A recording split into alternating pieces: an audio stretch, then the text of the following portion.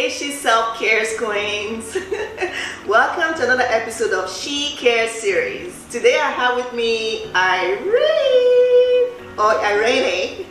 Yeah, Irene. Irene. Yeah, but I'm used to Irene, Irene, everything. As long as I look, it's fine. It's good. Okay. Irene is a good friend and also a famous Angolian singer, musician. So I'm really excited to be talking to Irene today.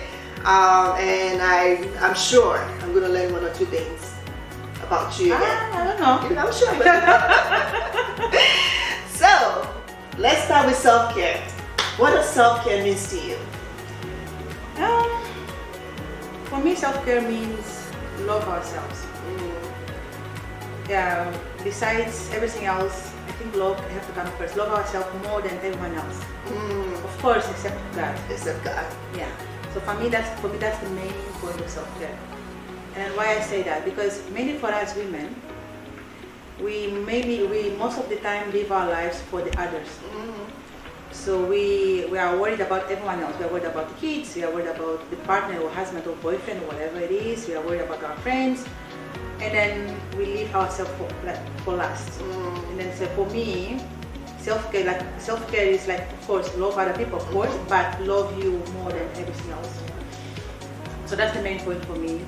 And then, as I said, we take care of our kids, take care of our husband. Exactly. Take care of our house and everything else. Yes. And then we leave ourselves to the last. And then when we have like friends, sometimes we worry more about their needs than our needs. So we do whatever we have to do just because of them.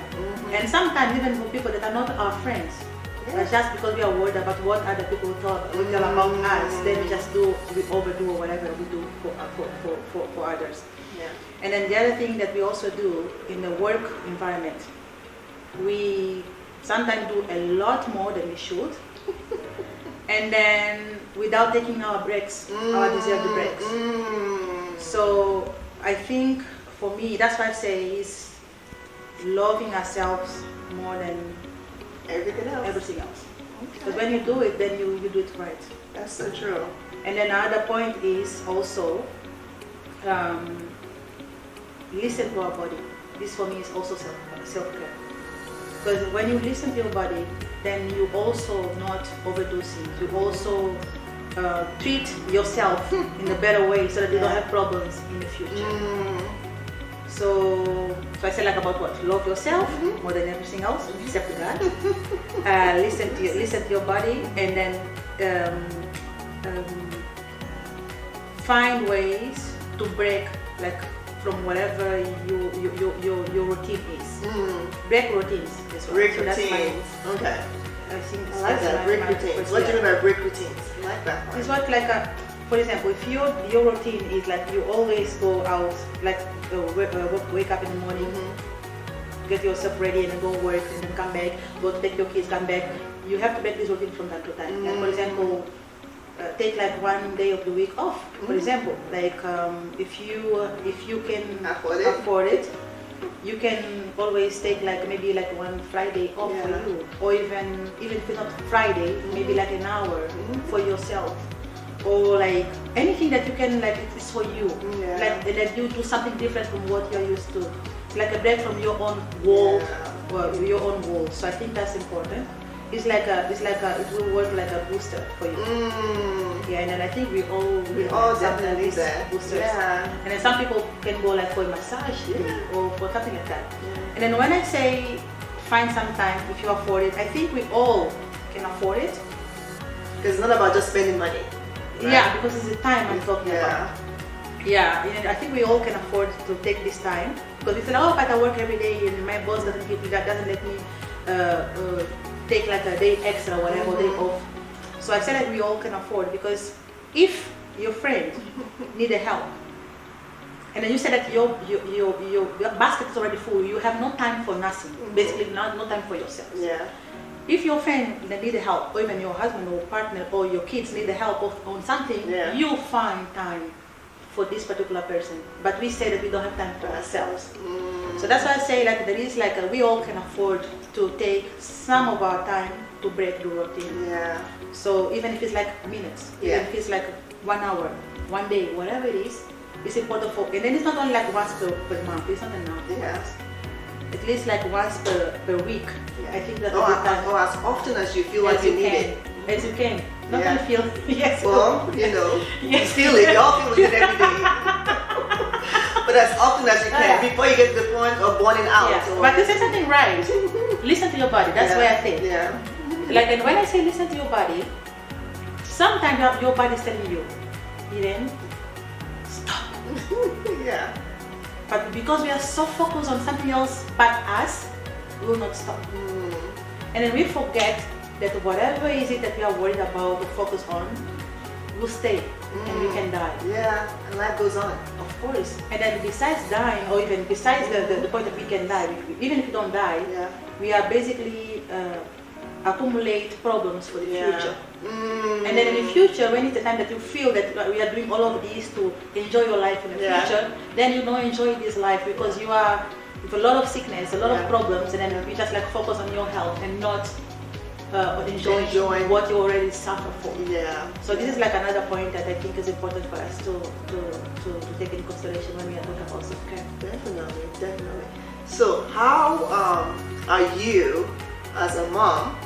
And when I say mom, 2 little ones and 1 teenager, a musician, a singer, a actively single woman, because sometimes you do it yourself as your husband quite travels often.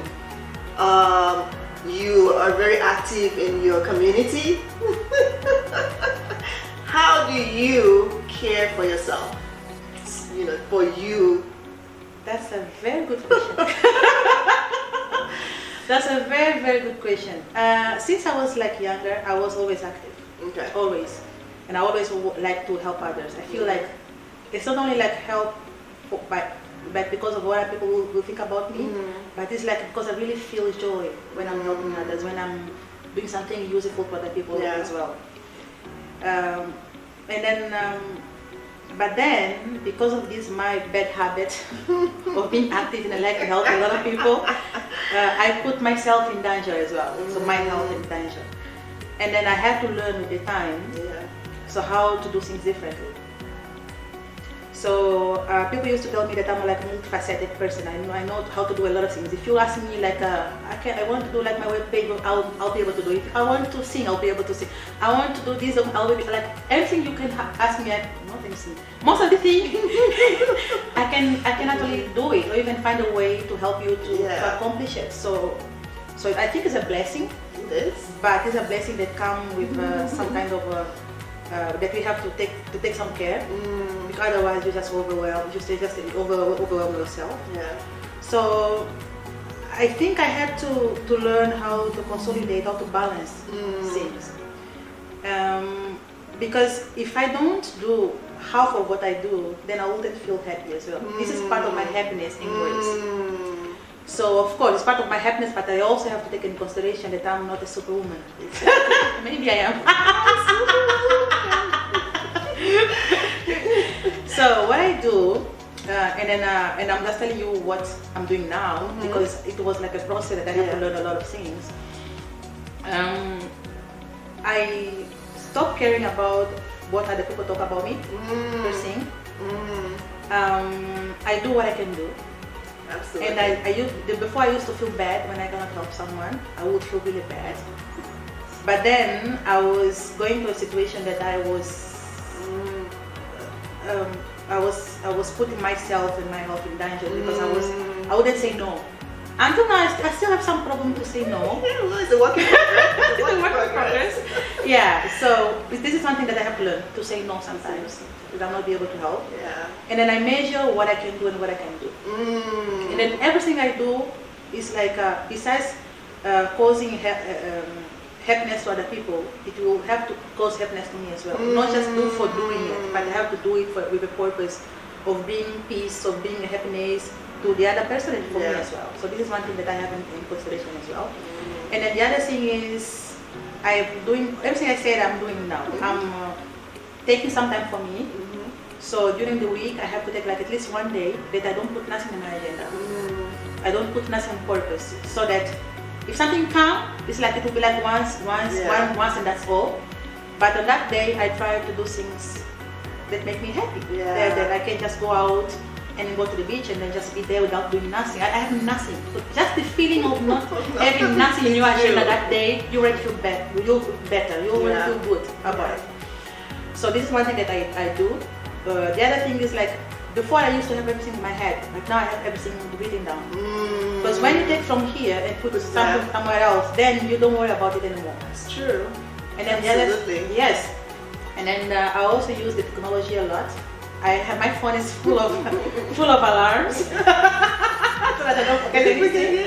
So, but actually it's helping, because then in this case you don't miss your events, you don't miss any opportunity that you plan for, and then you see other people happy and you'll be happy as well. So this is one thing.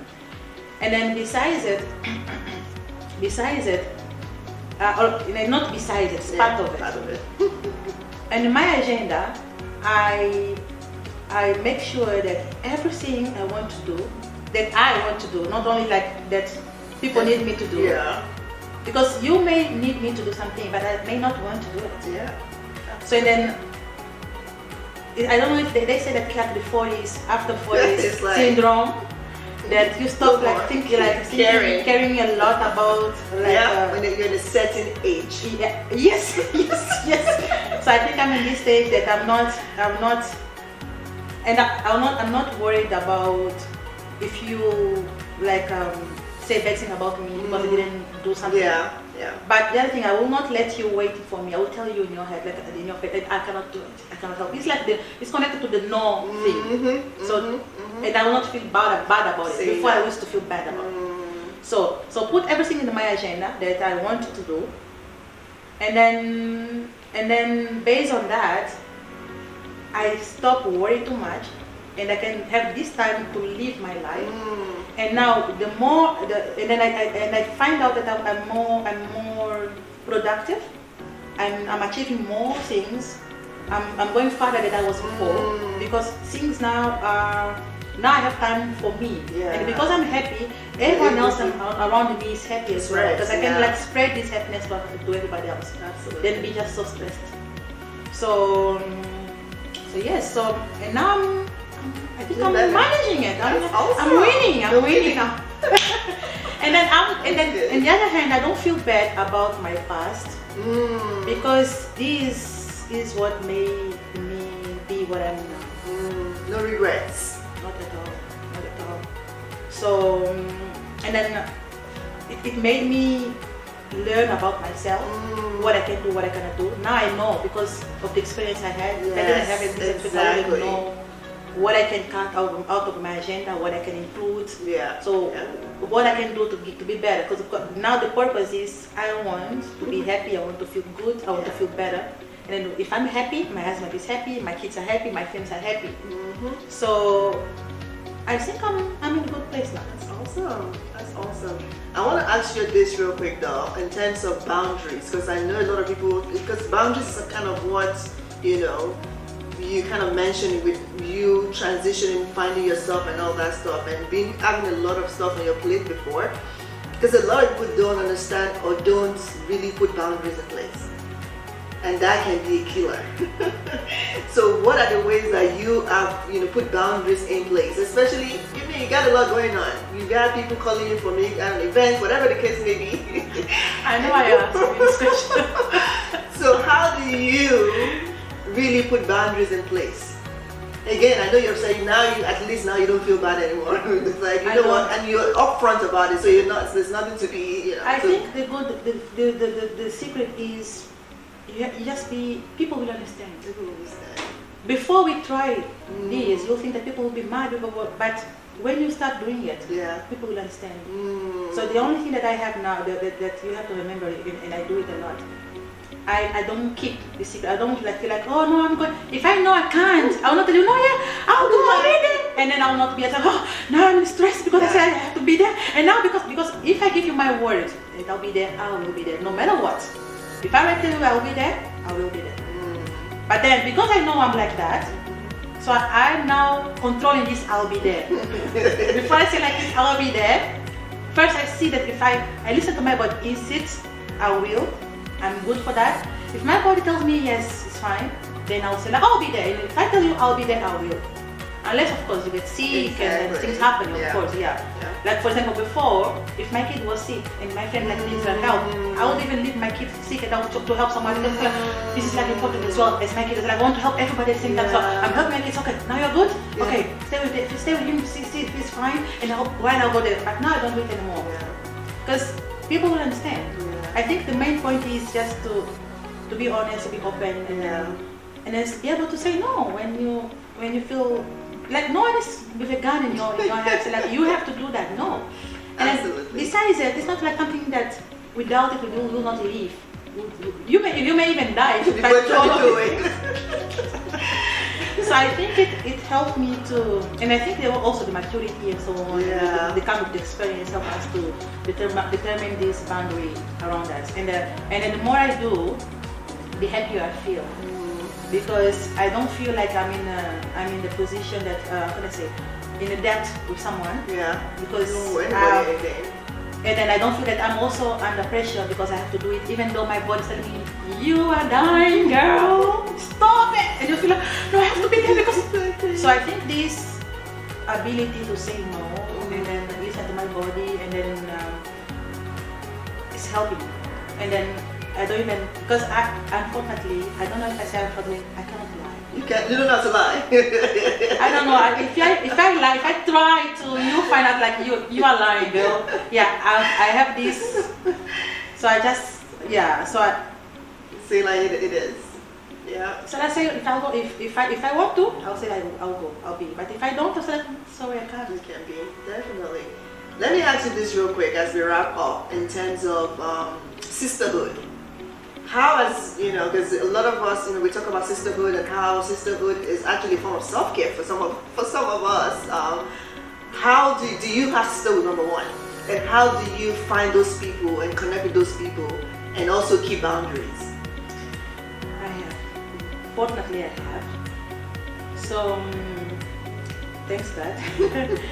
Because I think all of us need this kind of sisterhood environment, because sometimes you feel that you have a problem or issue that it's only you living this situation, but then when you connect with other people you find out, oh, I'm not the only one, and then suddenly something that will like seem like a big problem is not a big problem anymore, because you know that someone else is sharing the same situation, and then it helps you and help people to share experiences, to support each other. Exactly.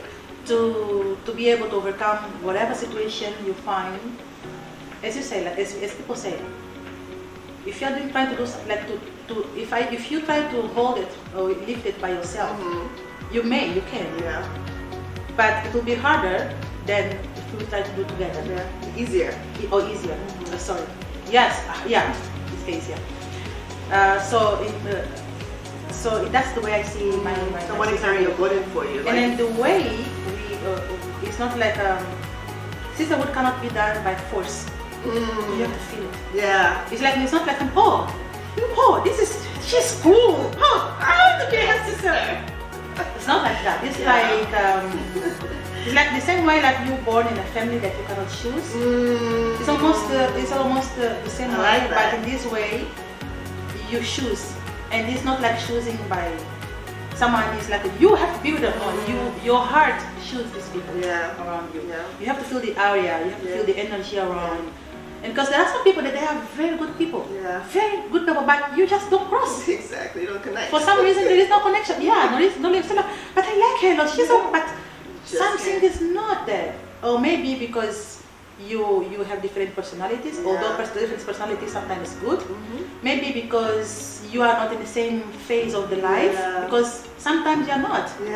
Sometimes some people are in this phase and some people are here, and then you are not living the same situation sometimes. Exactly. I don't know. Yeah, that's Maybe true. there is a lot of reasons why people may not connect, or even they just like they have like different energies. Yeah, I don't know. exactly. So I believe that this energy can connect, or even, can I say reflect? How can I say connect or whatever? Deflect, connect or deflect. So this energy can actually do it. And then I think Yeah. for me, the way I use, I don't know how other people do that, I have to feel it. Yeah. And it has to be natural, and then it has to be something that when you are with these people, you feel good. Yeah. You feel that you can be yourself. Yeah. Because we know that in our environment, sometimes we are ourselves, but sometimes we just like making a lot of boundaries, so that because of the kind of connection that you have with the other person. So, but even reading my friendships, and I'm not talking about sisterhood, but I'm talking about friendship itself. I learned something that has helped me a lot. I study all my friends. I do like a study. Sorry, friends. I do like a study, and then I don't know if I'm using the right English words, because English is not my first language. Well, okay. You're doing great. Oh, good. So I start to do something like sometimes not so far away, but recently, and I think it's working. I see, like, I believe that everyone has something good to offer. And I believe that you can always take the good of everyone around you, as you can give your good as well to everybody. Because we can give good and bad. Definitely. But it's my choice to choose if I want to take the good of this person or the bad of this person. Because if I decide to take the bad of this person, I'll be suffering a lot. But if I decide to take the good of these people, of this person, then we'll have a good relationship, and at the same time I'm living good. I'm not having a problem. And how I do it? I do basically I see how is this person, who is this person, how this person behaves. So, and then based on that, I know that I count on this person only for this and this and this, and not for that and that and that. And then I put them like in levels. I'm not telling you your level. I'll find out. I think you already know, but yes, I'll not tell you. Yes, I put them in levels. So, and then why I did it? Because I may be like a very happy person, and I'm always happy, I'm always helping, I smile all the time, but I'm really sensitive. Really sensitive. I'm like deeply sensitive. So, and then in the past, I got hurt many times. Because I thought the person was like that, and then something else happened, and I was like it got me like so hard, because when I don't know how to live in half. Like, oh, I trust you, I don't trust you. It's like I don't know how to be like, even in my relationship, like with my husband, he knows like I have to trust him, otherwise that's it. nothing. So there is no half, because I like to be true to other people. Yeah. So based on that, I just decided, okay, for this person, I can count on this, but I know about this, I cannot expect nothing. Yeah. So that when this person does something that is in this group, I'll expect already. I feel like, oh, it's fine. Because I know this person, this side is not trustable on this side. But I see that this person also still have like goods. Like it's my way of seeing the good on people without getting hurt. Because when you try to see the good in people, but not having consideration this bad part of this person, because we all have bad parts. I also have it, of course. So then you keep getting hurt, and then that was like, oh no, I don't want to have my friends. Friends are bad.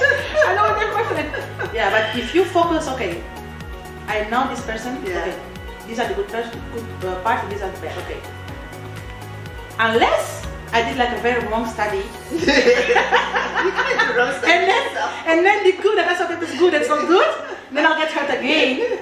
But at least but then you learn again. Yeah. But I'll just like add one more point on that book of this person profile. Yeah, but on that I see that it's working, because now I can truly be friends with my friends, regardless of their own issues. And then, for example, there are people that you cannot tell your secrets. You know for sure. You can't tell your secrets. And then next time someone else is talking about your secrets, like, oh, but she was the only person that I said.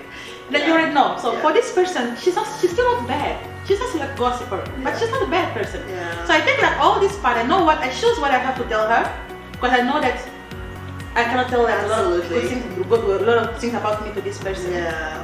But maybe she's good for us to go out on the beach and they just stay there, and then like, maybe she's good to give me a hug. Yeah. Maybe I don't know, for something that she's good, or even if I like to help her on something. Yeah. Because as I said, I like to help. Yeah. It's not something that you can force me. I do it like with love. Sometimes I even ask me why I'm doing it. So I feel joy when I'm doing it. So maybe someone that I just want to help. I don't know, whatever it is, I can take this good part and deal with it. Yeah. And then it only goes wrong when I didn't do the study yet, and I start to, maybe I'm knowing the person, getting to know the person, and then maybe I assume something that is not that like that. So it may be wrong. I can still get hurt, but it's not as before. Because you're intentional about how you meet your friend and how you create that space for your friends and how you interact with them. Exactly. Because like you said, some people, don't tell them secrets. They're not bad, but they just cannot keep a secret. That's the kind of relationship. It doesn't mean we're not friends, but I know when we have a good time, we're there for each other. Or some people, they're great at giving certain advice. Maybe they raise kids. And they have experience and they're good at giving you good advice on how to raise kids, how to do research. There's different, and that's what I love about what you said when it comes to sisterhood, because we always assume sisterhood is about, you give me your heart like you're married to somebody. It's like that. We are married. But like I said, their weaknesses, and you don't put them in that situation after a while, that weaknesses. And even if you know them, they know that, so you're able to accept their forgiveness, okay, you know what, I messed up, I know I messed up. But having that open relationship and understanding who that person is and taking them exactly for who they are. And that's my point. I think that's the point. That's beautiful. And then I think it's like I'm not having, I'm living better like that, because I'm not getting hurt as I used to, and I'm not hurting other people. Exactly. And then if I hurt other people, I'll also feel like bad, because it's like I'm not doing it on purpose, but you still do it. Yeah. So I think for me, it's a secret. It's a secret. Yeah. Love it. Last question. Living in harmony. Yes. Getting along, and we don't have to be, but we can be friends. And then something is like I always try to do, and then I have it since I was like a little kid. I don't know where I took it. I think it's from the Bible. This is from the Bible. It's like I try always to do to other people what I would like to be done to me, or even I don't do to other people what I wouldn't like people to do to me. So that's my main philosophy. That put me where I am. And then the other thing that I have also with me is that some people sometimes we in general have the tendency to think that we are perfect, and the other ones are the ones with problems or with issues. Yeah. Sorry. So I put myself that I have this knowledge that I'm also not perfect. And then when you have this knowledge that you are also not perfect, you judge less. Yes. Other people. Yes. And then when you judge less other people, and then you understand like putting yourself in other people's shoes, then you make better decisions to do. And then when you do that, people see you as well as a good person. Yeah. Not because I'm a very good person. Well, I may be a bad person, but I'm just like maybe leaving other people's shoes as well. So I cannot judge, not like, and then find my way out, just to be certain in society that I don't get hurt and I don't hurt people. Yeah.